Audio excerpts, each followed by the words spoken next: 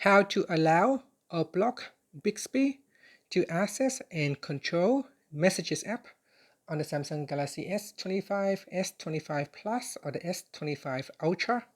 First, tap on the home button to return back to the home screen. And from the home screen, open up the text Messages app.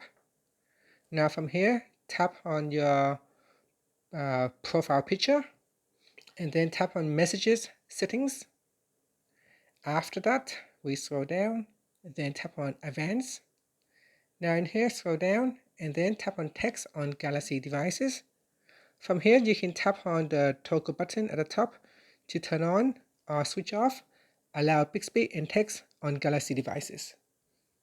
Once you turn this on, then you can use Bixby to reply to text messages and other features. So here it will allow Bixby to access and control the messaging app. And that's it. After, you can tap on the back key to go back to your messages list, or tap on the home button to return back to the home screen. And that's it. Thank you for watching this video. Please like and subscribe to my channel for more videos.